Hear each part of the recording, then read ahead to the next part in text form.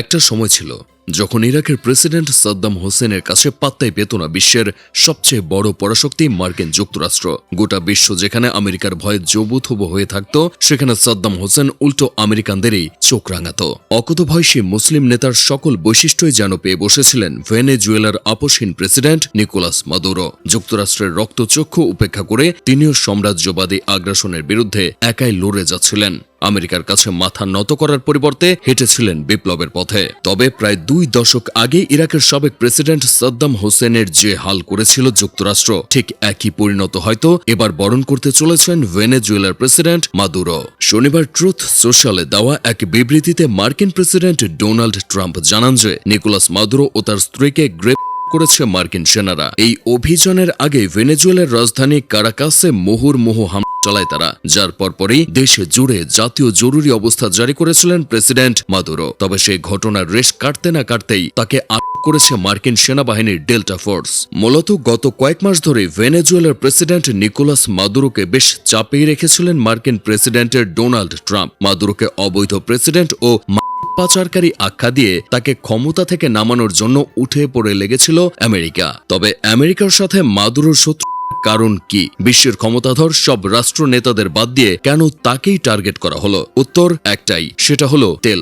বর্তমানে ভেনেজুয়েলায় বিশ্বের সবচেয়ে বেশি খনিজ তেল মজুদ আছে। এমনকি তেলের স্বর্গরাজ্য খ্যাত সৌদি আরবের চেয়েও বেশি তেল মজুদ রয়েছে দেশটিতে। আর এই তেলের ভাণ্ডারের ওপরই দীর্ঘদিন ধরে নজর পড়েছে যুক্তরাষ্ট্রের। ঠিক একইভাবে ইরাকের তেল সম্পদের ওপরও মার্কিনীদের নজর পড়েছিল। ইরাকে অস্ত্র মজুদ আছে এমন অজুহাত দেখিয়ে 2003 সালে মার্কিন নেতৃত্বাধীন মিত্র বাহিনী মুসলিম দেশটিতে হামলা চালিয়ে সেখানকার তেল গ্যাসের খনিগুলো নিজেদের নিয়ন্ত্রণে নিয়েছিল। ভেনেজুয়েলার তেলের ওপর দখল নেওয়ার জন্য দীর্ঘদিন ধরে নানা ফন্দি আটছিল ট্রাম্প প্রশাসন। দেশটির জেদি প্রেসিডেন্ট নিকোলাস মাদুরোর আপোষহীন নেতৃত্বের ফলে তা সম্ভব হচ্ছিল না। তবে মাদুরোর গ্রেপ্তারের মধ্য দিয়ে সাম্রাজ্যবাদী শক্তির বিরুদ্ধে ভেনেজুয়েলার দীর্ঘদিনের সংগ্রামের ইতি ঘটল।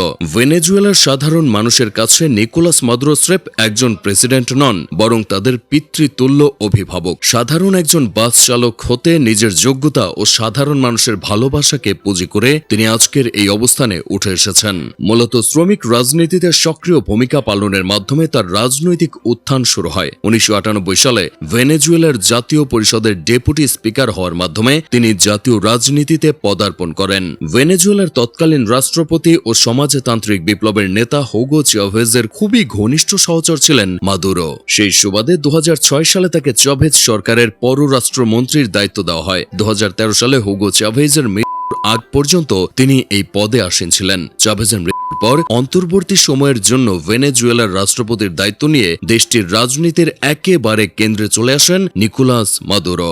2013 সালে অনুষ্ঠিত প্রেসিডেন্ট নির্বাচনে অল্প ব্যবধানে জয়লাভ করে প্রথম মেয়াদে ভেনেজুয়েলার নির্বাচিত রাষ্ট্রপতি হিসেবে আনুষ্ঠানিকভাবে দায়িত্ব গ্রহণ করেন এই প্রবীণ নেতা। পরবর্তীতে 2018 সালে দ্বিতীয়বার ও 2024 সালে তৃতীয়বারের মতো ভেনেজুয়েলার প্রেসিডেন্ট নির্বাচিত হন তিনি। যদিও এই 2 মেয়াদে তার প্রেসিডেন্ট হওয়া নিয়ে ব্যাপক বিতর্ক হয়েছে। সেই সাথে তার সময়কালে মুদ্রাস্ফীতি, খাদ্য সংকটের সমস্যাও চরম আকার ধারণ করেছে। তবে দিন শেষে মার্কিন সাম্রাজ্যবাদের থাবা থেকে নিজেদের দেশকে রক্ষা করতে সর্বোচ্চ শক্তিটুকু দিয়ে লড়ে গিয়েছেন প্রেসিডেন্ট মাদুরো। তার মধ্যেই যেন দ্বিতীয় সাদ্দাম হোসেনকে খুঁজে পেয়েছিল গোটা বিশ্ব।